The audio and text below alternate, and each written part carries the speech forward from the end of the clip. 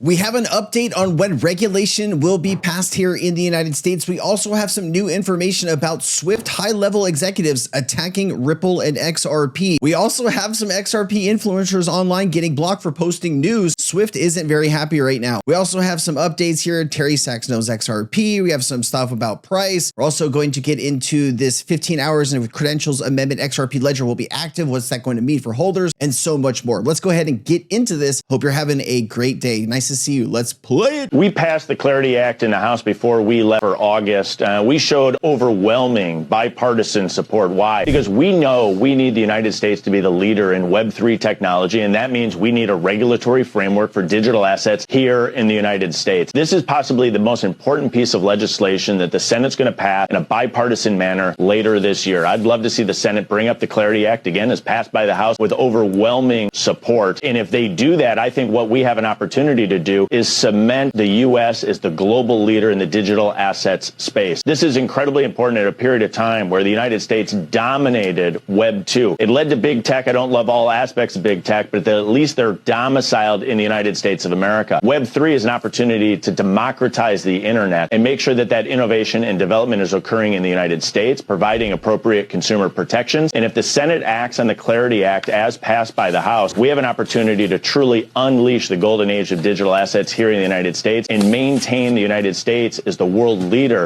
in the digital assets, but also importantly in the broader tech space as we see this evolution from Web 2 into Web 3. Okay, there's a lot there. So the House passed a version of this bill. And so if you're not from the United States or you are from here and you don't really kind of understand how laws get passed, let me just explain it to you real quick. There's two bodies of government. There's the House of Representatives and then there's the Senate. If the bill passes the House and it goes to the Senate and the Senate votes on the bill exactly how it is from the House, they don't make any changes. Then if the Senate passes it, it'll go right to the president's desk. If the Senate gets the bill from the House and they start earmarking some different changes, once they pass that, it goes back to the House for a final resolution vote and then it would go to the president's desk. So if the Senate doesn't touch the Clarity Act, it's good how it is. It could get done a lot more quickly. If they start making changes, it could get into it's going to take more time. And that's something that we want to do it right, but we also want to do it and hopefully before the end of the year, because that will have the most benefit for the market. If they wait until like mid 2026, we're going to be maybe back doing this. So Swift CIO, banks won't trust Ripple. On LinkedIn, Swift CIO Tom Ziznak took aim at Ripple. Surviving lawsuits isn't resilience. Neutral shared governance is. Institutions don't want to live on a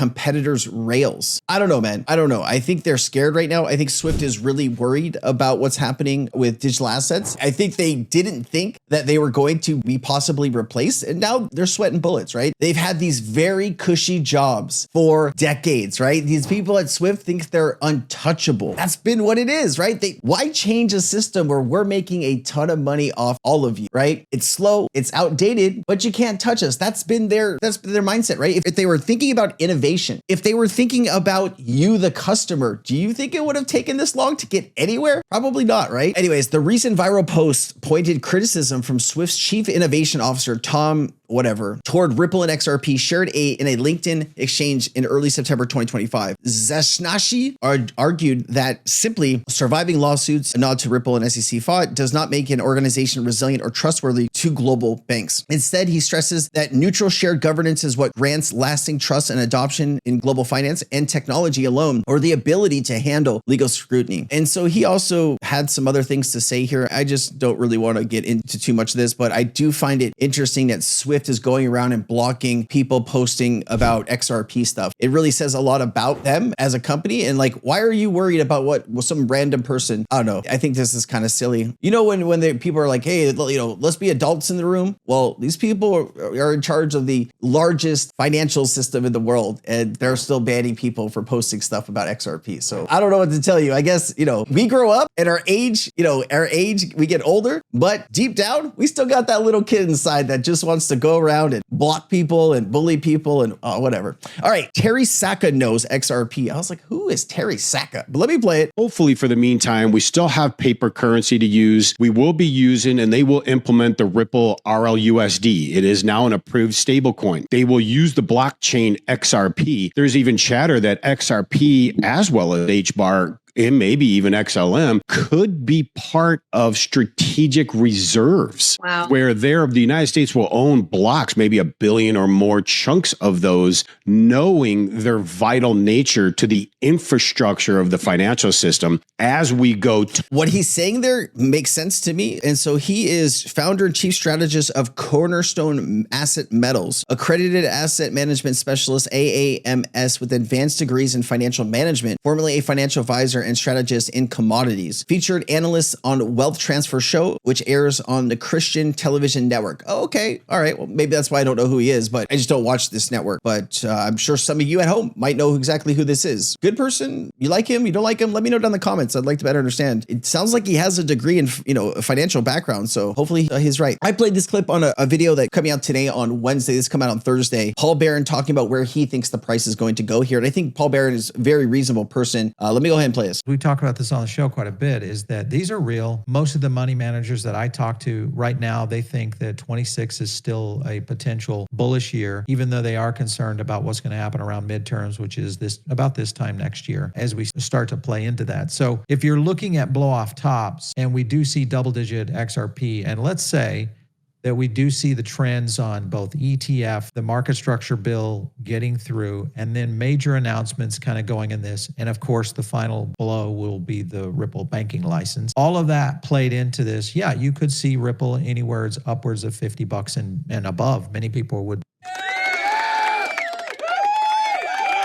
$50 and above, that would be crazy. I mean, I would be really happy with that. I think a lot of you would too. I know there's some people listening. They're like, Sensei, I'm not going to sell anything less than 500 or 1,000. I get it, but we need to get to $10 and $20 and $50 before we can get to 1,000, right? And so slow and gradual, I would love that, right? Just keep ticking up, and then people that want to get off the train can get off the train, and people that want to continue, well, that's all risk, baby. Let's continue. Let's gamble. Pretty much gambling, right? Point to near $100. But even on a 50% market correction, that would be, let's assume that you're back at, say, 75 in the middle. We'll pick the middle slot. That's still, a $37 XRP. Quite a difference than a $3 XRP. Hey, listen, $37.50. I think people would really be happy with that over the next few months. And I think people would be extremely happy if somehow Jay Claver was right about his. So we'll have to see how this plays out, guys. I'm going to keep an open mind. There's a lot of things happening right now in the market that, we haven't seen before as far as the institutional demand and adoption. The treasury companies actively setting up to buy XRP and to use XRP inside of their gaming company like Yumi, right? We saw, was it Gummy? Was it Yumi? I think it was Gummy, right? It was a Japanese Gummy XRP. It was Gummy. Sorry, I don't know why I said Yumi. Gummy, these Japanese mobile game blockchain companies spent 2.5 billion yen, about $17 million on XRP. So I'd imagine you're going to get more and more companies like that. I would imagine banks and institutions will start offering crypto to customers. Now, I don't think they're going to go out and buy the crypto themselves. I think they would go out and partner with a Coinbase or an Uphold or something like that and just offer institutional buying through the back end, right? So if a customer has a bank account, let's say Citibank, and they want to buy cryptocurrency, they want to buy Bitcoin, Ethereum, and XRP, in the back end, Citibank will be connected to, let's just say Coinbase, because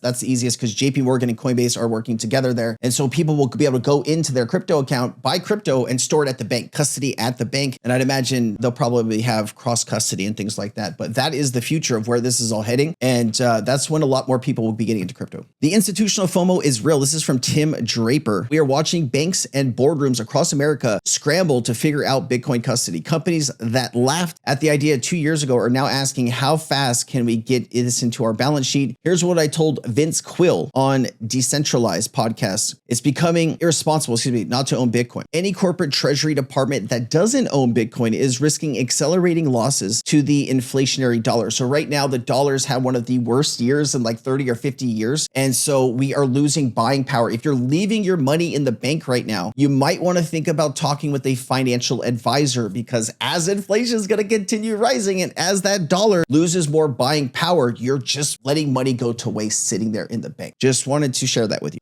Any corporate treasury department that doesn't own Bitcoin is risking accelerating losses to inflationary dollar. Any family that doesn't own at least 6 months of Bitcoin runs the risk of being in the back of the line when there is a run on the fiat banks. So 6 months of Bitcoin. So I think like how much money you would spend per month. So if you spent, let's say $5,000 on all your bills. Wait, look, is that reasonable? All right, we're going to talk in California and Hawaii terms. All right. I need to save like 12,000 bucks a month. Okay. So I would need anywhere from maybe like $70,000 to $80,000 in Bitcoin, he's saying, for the next 6 months in case there is a run on the banks. But like there's like a soda pop shop and a burger shop that accepts Bitcoin. You know, the whole world doesn't accept Bitcoin yet. So what are we going to do? We're going to go to the grocery store and be like, hey, yo, I'll transfer you 0.0 Bitcoin for my groceries. Sir, we don't take Bitcoin. Anybody want my Bitcoin for cash? It's like, it's the same thing, right? What are you going to do? Even governments that don't put Bitcoin into their treasuries run the risk of becoming marginalized by their own overspending. The dollar versus Bitcoin dynamic is reaching a tipping point. We covered everything on El Salvador strategy and why MicroStrategy got in early, which means for the next wave of adoption. These people. All right, Vet posted this 15 hours. The credentials amendment to the XRP ledger will be active. Credentials can be applied to attest a compliance requirement like KYC or AML for user, institution, and issued for their decentralized identity. I want to take a little bit more information on this. The amendment brings compliance assertion natively to the XRP ledger, allowing third parties like exchanges, banks, or other institutions to issue credentials that prove a user or institution has met compliance checks. So this is something that is going to be needed in every kind of bank transaction. These credentials attach to a decentralized identity, DID. So the identity verification can be cryptographically proven and transferred securely without exposing private data. So they can verify who you are without exposing your data. And that is something that is going to, it's a must right here when you're working with financial institutions. Impact for XRP holders, greater institutional adoption with native compliance tools. Regulated financial institutions can more easily interact with the XRP ledger, making it simpler for banks, payment providers, and other institutions to use XRP and XRPL for settlements and asset issuance and payments. Enhanced utility by having compliance verified on-chain. XRP holders may see wider acceptance of the XRP ledger for tokenized assets, cross-border payments, and DeFi applications as compliance hurdles can be managed in decentralized, verifiable way. Interoperability and privacy. Users control their compliance credentials so they can selectively disclose information while preserving privacy. So they can say what they want to share. And when they do share it, nobody is the wiser. They just get verified that they are who they say they are. Supporting more privacy, preserving, and regulatory friendly crypto use cases. So streamlined onboarding application for regulated DeFi or traditional finance using XRP. Trusted proof of compliance for institutions and individuals without requiring off-ledger intermediaries. Creates a foundation for compliant tokenization of assets, institutional liquidity, and potentially for the future regulatory compliant XRP ETFs or products. It looks like there are now 19 XRP ETFs that are looking to get approved. I think Digital Perspectives here, Brad Kimes, was just trying to show you how much money is going into Bitcoin and Ethereum ETFs and how much money could possibly go into XRP ETFs. BlackRock fund leads with 746,000 Bitcoin under management. So you start to wonder if a BlackRock is going to get in. They're owning, right here, what is 750K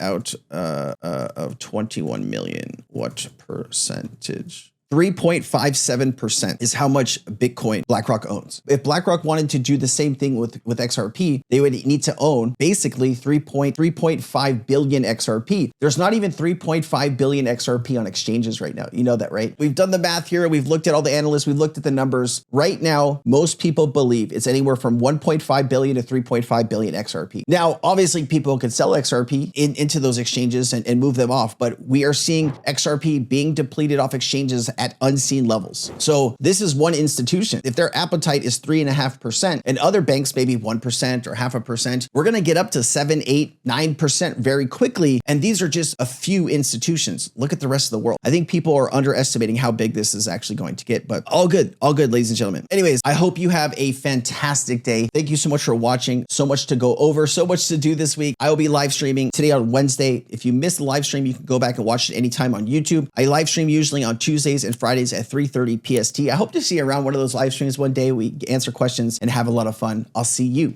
next time. Bye.